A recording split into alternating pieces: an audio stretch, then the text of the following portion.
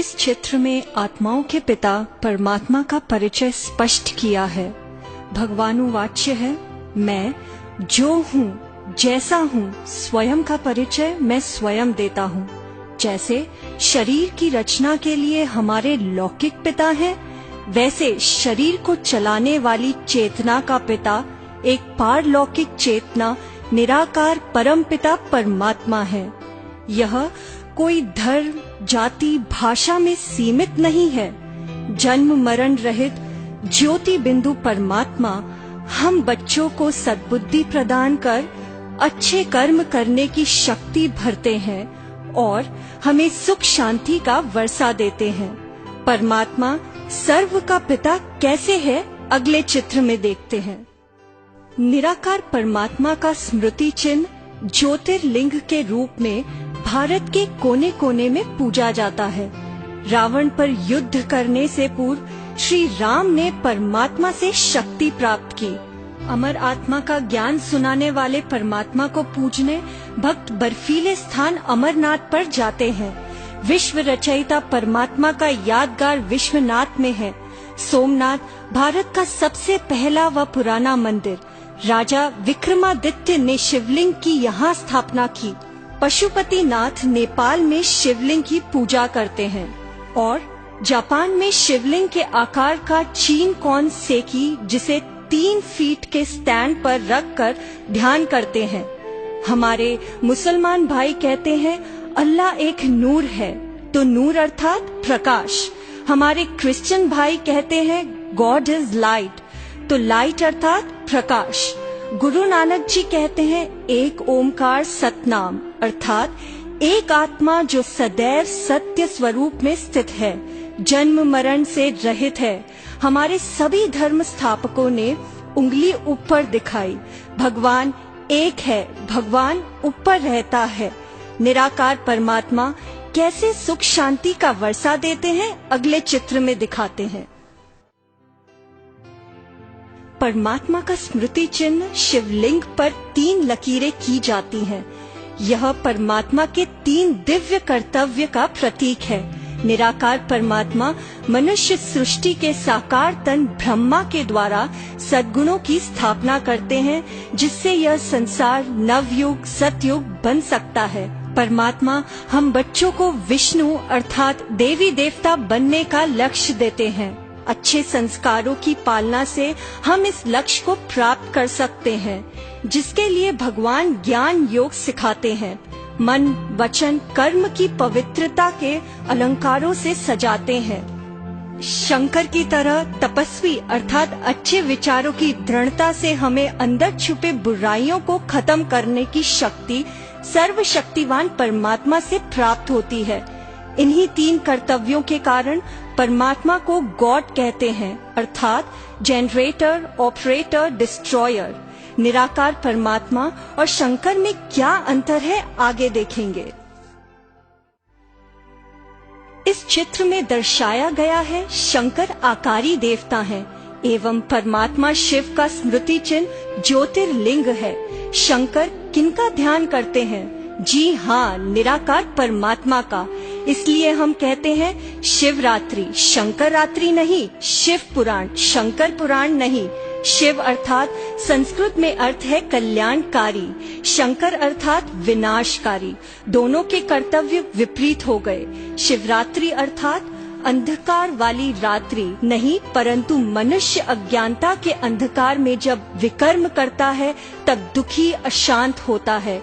कल्याणकारी शिव परमात्मा ऐसे समय में आकर ज्ञान का प्रकाश देते हैं, तब मनुष्य विकारों से मुक्त हो जीवन में सच्ची खुशी का अनुभव करता है। परमात्मा का निवास स्थान कहाँ है, आगे के चित्र में देखेंगे।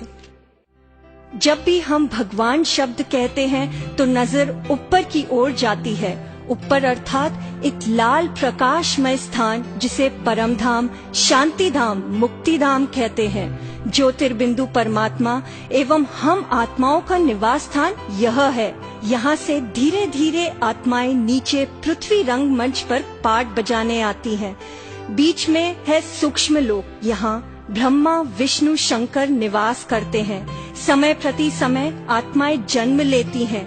एक बार पृथ्वी रंगमंच पर पाठ बजाने के बाद कर्मों के चक्र में फंसी आत्मा बीच से वापस छूट जा नहीं सकती। मूल वतन शांतिधाम होने से आत्मा को शांति अति प्रिय है।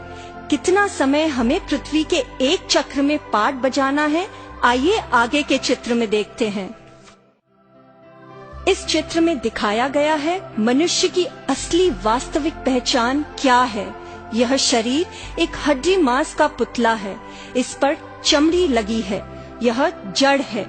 यह है एक चैतन्य सत्ता आत्मा, यह सूक्ष्म सितारा है। आत्मा और शरीर के मिलने से जीव आत्मा बनता है। जैसे गाड़ी में ड्राइवर है, वैसे शरीर में आत्मा है। आत्मा मन से विचार करती है, बुद्धि से निर्णय करती है, संस्कार वश कर्म करती है। आत्मा भ्रुकुटी में निवास करती है, आंखों रूपी खिड़की से देखती है, मुख रूपी माइक से बोलती है और कान रूपी ईयरफोन से सुनती है।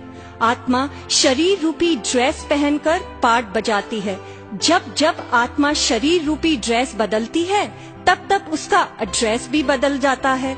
इस प्रकार पृथ्वी रूपी स्टेज पर हम कितनी बार पाठ बदलते हैं, आगे के चित्र में देखेंगे।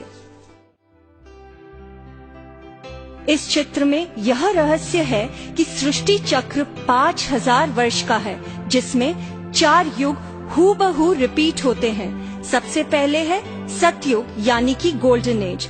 इसमें संपूर्ण सुख शांति, दुख का नाम निशान नहीं है।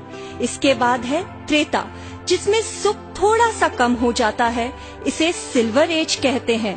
2500 वर्ष तक हम बहुत स्वस्थ खुशी से भरा जीवन जीते हैं। इसके बाद जब आत्मा देहभान के वश हो विकारों में फंस जाती है, तो द्वापर युग ताम्र युग आता है। यहाँ से हम पूजा पाठ कर भगवान को पुकारना शुरू करते हैं और अनेक शास्त्रों का निर्माण होता है। इसके बाद आता है कलयुग यानी कि आयन एज। मनुष्य आत्मा बुद्धिहीन हो कर्म भ्रष्ट हो जाती हैं और अति दुख, अशांत, रोगी, भोगी बन जाती हैं। परंतु यह चक्र है, चक्र का काम है घूमना।